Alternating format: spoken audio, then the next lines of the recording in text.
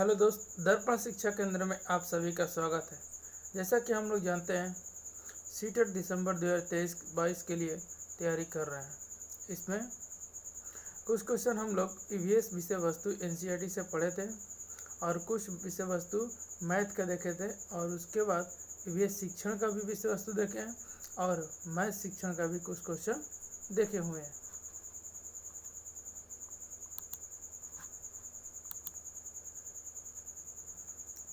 इसमें देखते हैं, कुछ पॉइंट को ध्यान से सुनेंगे। आज हम लोग का है गणित शिक्षण एनसीईआरटी सीटेट, यानी कि एनसीईआरटी पर बेस्ड होगा गणित शिक्षण। पहला हम लोग का इसमें कुछ वर्ड है, कुछ लाइनें हैं, कुछ टॉपिक है, देखा जाएगा। अनुदेशनात्मक उद्देश्यों का वर्गीकरण का मतलब होता है बांटना, यानी वर्गीकरण किसी उद्देश्य है जो अनुदेशनात्मक उद्देश्य, उसको हम लोग किसी पक्ष में बांटेंगे यानी वर्गीकरण करेंगे। तो ये कह रहा है कि इसमें कि अनुदेशनात्मक उद्देश्यों के वर्गीकरण का अर्थ मानव वृद्धि के विकास में किसी पक्ष को क्रमबद्ध बनाना, यही अनुदेशनात्मक उद्देश्यों का वर्गीकरण होता है कि मानव वृद्धि के विकास में किसी पक्ष को क्या करना, कि किसी भी पक्ष को क्रमबद्ध तरीका से बनाना, यानी कि एक के बाद एक पक्ष को क्या करना, विकास करना। अब ये कह रहा है कि सर्वप्रथम डॉक्टर एस ब्लूम 1956 में अनुदेशनात्मक उद्देश्यों के वर्गीकरण का ज्ञानात्मक पक्ष में विश्लेषित किया, यानी कि डॉक्टर एस ब्लूम ने 1956 में अनुदेशनात्मक उद्देश्यों के वर्गीकरण का कौन से पक्ष को विश्लेषित किया था। विश्लेषित माने विस्तार करना, कौन से पक्ष को, तो ज्ञानात्मक पक्ष को विश्लेषित किया था। अब कह रहा है कि उन्होंने इस वर्गीकरण के लिए शैक्षिक मूल्यांकन एवं पाठ्यक्रम परिवर्तन को आधार माना। शैक्षिक मूल्यांकन का मतलब होता है पाठ्यक्रम पर आधारित, यानी सिलेबस पे आधारित जो मूल्यांकन हमारे विद्यालय कक्षा में की जाती है, उसी पर क्या किया कि परिवर्तन को आधार माना। इसने डॉक्टर एस ब्लूम ने 1956 में, और किस पक्ष के लिए, तो ज्ञानात्मक पक्ष के लिए। यहाँ पर दिया हुआ आपको देखिए, यहाँ पर ज्ञानात्मक पक्ष में विश्लेषित किया। अब कह रहा है अगला कि 1964 में ब्लूम, कैथवाल और मरिया ने इस उद्देश्यों को भावनात्मक पक्ष, यहाँ पर देखिए दिया हुआ है कि भावनात्मक पक्ष में विश्लेषित किया, यानी विस्तार किया। कौन कौन विस्तार किए थे, तो 1964 में ब्लूम, कैथवाल और मरिया ने क्या किए थे, इसको भावनात्मक पक्ष को विश्लेषित किए थे, भावनात्मक पक्ष के बारे में विस्तार किए थे। अब जो थे तत्पश्चात 1969 में सिम्पसन, यहाँ पर देखिए सिम्पसन ने इन उद्देश्यों को क्रियात्मक पक्ष, यानी क्रियात्मक पक्ष का मतलब होता है हाथ से या किसी क्रिया के द्वारा, किसी क्रिया के माध्यम के द्वारा उसको विश्लेषित करना, यानी क्रियात्मक विश्लेषित कौन किए थे, तो सिम्पसन ने। और कब किए थे, तो 1969 में। ठीक है। अब एक महाविद्यालय का नाम आता है इसमें, कि कौन सा महाविद्यालय है, क्षेत्रीय शिक्षा महाविद्यालय मैसूर ने कार्यक्रियाओं को तुलना में मानसिक प्रक्रियाओं पर क्या किया था, अधिक बल दिया। देखिए, ये जो दिया हमारा क्षेत्रीय शिक्षा महाविद्यालय मैसूर ने कार्यक्रियाओं की तुलना में मानसिक प्रक्रियाओं पर क्या किया था, अधिक बल दिया था। हाँ, और ब्लूम ने शैक्षिक उद्देश्यों के वर्गीकरण में कुछ परिवर्तन करते हुए नए विधि का विकास किया। इसमें दोनों में अंतर है। ब्लूम जो थे तीनों पक्ष में विस्तार किए थे। पहला पक्ष था उनका ज्ञानात्मक, दूसरा पक्ष था भावनात्मक और तीसरा पक्ष था क्रियात्मक। ज्ञानात्मक पक्ष जो था 1956, भावनात्मक पक्ष जो था 1964 और क्रियात्मक पक्ष जो था 1969 में इन्होंने दिया था। तो ब्लूम जो बोले थे कि शैक्षिक उद्देश्य का मतलब होता है कि पाठ्यक्रम और सिलेबस के अकॉर्डिंग उस क्या करना, मानव के वृद्धि में विकास करना, उसके अकॉर्डिंग शैक्षिक उद्देश्य का मतलब ये होता है। और क्षेत्रीय शिक्षा महाविद्यालय मैसूर ने कार्य क्रियाओं के तुलना में मानसिक प्रक्रिया पर अधिक बल दिया था। यानी कि मानसिक प्रक्रिया का मतलब दिमाग से सोचने समझने वाली क्रियाओं पर ज़्यादा बल दिया था। किसने बल दिया था? तो क्षेत्रीय शिक्षा महाविद्यालय मैसूर ने। अब कह रहा है कि RCEM, इसका फुल फॉर्म क्या होता है? RCEM इसका फुल फॉर्म होता है, हम लोग जानेंगे कि राजधानी college of engineering and management. इसका फुल फॉर्म क्या होता है? राजधानी college of engineering and management. ये हिंदी में भी लिखे हैं हम।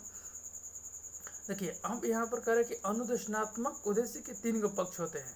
यहाँ पर इंपॉर्टेंट दिया है लाइन, अनुदेशनात्मक उद्देश्य को कितना पक्ष होता है? 3 पक्ष। ज्ञानात्मक पक्ष होता है, भावनात्मक पक्ष होता है, क्रियात्मक पक्ष होता है, हाँ, और मनोशारीरिक पक्ष होता है। यही अनुदेशनात्मक का 3 पक्ष होता है। अब यहाँ पर आपको समझाएंगे हम अपने माध्यम से, कुछ सोच समझ के माध्यम से, कि जल्दी इसको कैसे याद किया जाए। तत्पश्चात इससे पहले जानते हैं कि दर्पण शिक्षा केंद्र बाई MK सिंह, ठीक है, और ये नंबर दिया गया, कॉन्टैक्ट नंबर, और यूट्यूब इस चैनल को सब्सक्राइब कर लीजिएगा और शेयर ज़्यादा से ज़्यादा आप लोग कर दीजिएगा। कोई भी दिक्कत, कहीं भी वीडियो में तकलीफ दिक्कत हो तो आप इस नंबर पर कॉन्टैक्ट करके पूछ सकते हैं, ठीक है। अब देखिए कह रहा है कि इसको ये तीनों जो पक्ष दिए थे ब्लूम, हाँ, ज्ञानात्मक, भावात्मक, क्रियात्मक, इसको हम याद कैसे रखेंगे? इसका 2 तरीका बताएंगे याद रखने का, ठीक है। 2 तरीका जो सरल होगा और उसी को याद रखेंगे। देखिए इसका पहला तरीका ये है कि दिमाग दिल के हाथों में है। हम लोग कहते हैं ना, थोड़ा सा ट्रिक के माध्यम से याद करना, ये होता है दिमाग दिल के हाथों में है, ठीक है। इसका मतलब, दिमाग का मतलब होता है दिमाग से जो पक्ष उत्पन्न होता है। दिमाग से क्या उत्पन्न होता है? पक्ष, और पक्ष से उत्पन्न होता है उपवर्ग, ठीक है। अब ये दिमाग से हुआ पक्ष, पक्ष से उपवर्ग, और उपवर्ग से क्या हुआ? ज्ञानात्मक पक्ष। क्या हुआ? ज्ञानात्मक पक्ष, ठीक है। और जो दिल से हमारी जो होता है दिमाग, ज्ञानात्मक क्यों बोलते हैं इसको? क्योंकि दिमाग से हम क्या करते हैं? सोचते हैं और समझते हैं। दिमाग से कोई भी क्वेश्चन को सॉल्व करते हैं, इसीलिए हमारा क्या है, ये पक्ष है ज्ञानात्मक दिमाग का, और पक्ष के बाद उपवर्ग है, और उपवर्ग को हम क्या कहते हैं? ज्ञानात्मक पक्ष। अब कह रहा है कि ज्ञानात्मक पक्ष में कितने सारे आते हैं उपवर्ग। ज्ञानात्मक पक्ष में देखिए यहाँ पर लिखे ना, उपवर्ग यानी ज्ञानात्मक पक्ष। ज्ञानात्मक पक्ष का उपवर्ग कितने होते हैं? 6। पहला क्या होता है? ज्ञान। किसी को भी हम जब ज्ञान देते हैं, ज्ञान उसके बारे में बताते हैं, तो सर्वप्रथम कहाँ से करता है? दिमाग से, ठीक है। और ज्ञान देने के बाद हम क्या करते हैं? उससे एक एक चीज़ को क्या करते हैं? बोध करा के उसको जानकारी प्राप्त करते हैं, जानकारी प्राप्त कराते हैं। जब बोध करा देते हैं तो उसके बाद कहते हैं उसको प्रयोग लाने के लिए प्रयोग करते हैं, कि आखिर जो बच्चे का ज्ञान हुआ, बोध हुआ, अब उस माध्यम से उसको प्रयोग कर रहा है या नहीं, ठीक है। अब कह रहे प्रयोग करा दिए तो उसको क्या करेंगे? विश्लेषण करना सिखाएंगे, यानी विस्तार करना सिखाएंगे, ठीक है। अब कह रहे विस्तार कर लिए तो अब क्या करेंगे? उसको संश्लेषण करना सिखाएंगे। यानी पहले क्या है? ज्ञान दिए हैं, उसके बाद बोध कराए हैं, उसके बाद प्रयोग कराए हैं, उसके बाद विश्लेषण किए हैं, उसके बाद संश्लेषण किए हैं, उसके बाद मूल्यांकन किए हैं।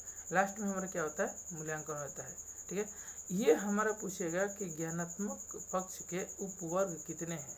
तो ज्ञानात्मक पक्ष के यही क्रमबद्ध उपवर्ग हैं 6।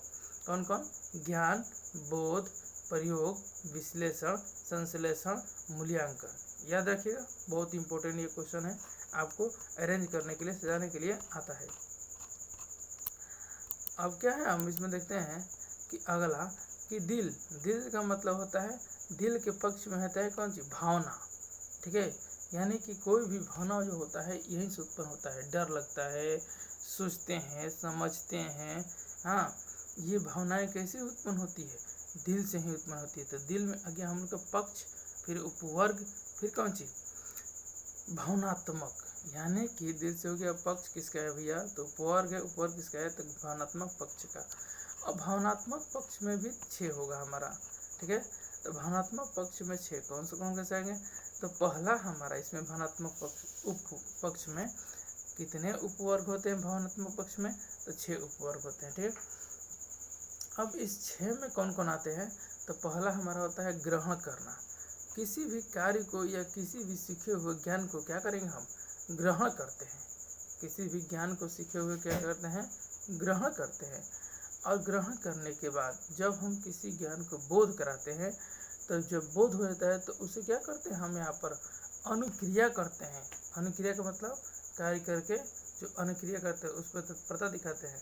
अब क्या कर रहा है कि जब हम अनुक्रिया कर लिए तो उसका मूल्यांकन यानी कि आकलन करते हैं। अनुक्रिया करने के बाद कितना सीखे कितना नहीं सीखे उसे क्या करते हैं, आकलन करते हैं। अब उसके बाद आकलन करने के बाद उस पर विचारना, इसका मतलब आकलन के उस पर विचार करते हैं कि सही है कि गलत है, ठीक है। उसके बाद उसका क्या करते हैं, संगठन करते हैं या व्यवस्थापन करते हैं। उसके बाद चरित्रीकरण करते हैं यानी कि विशिष्टीकरण करते हैं, यानी विशेष उसके विशेषता को बताते हैं, उसके चरित्र के बारे में बताते हैं, ठीक है। अगला हम लोग का जो है कि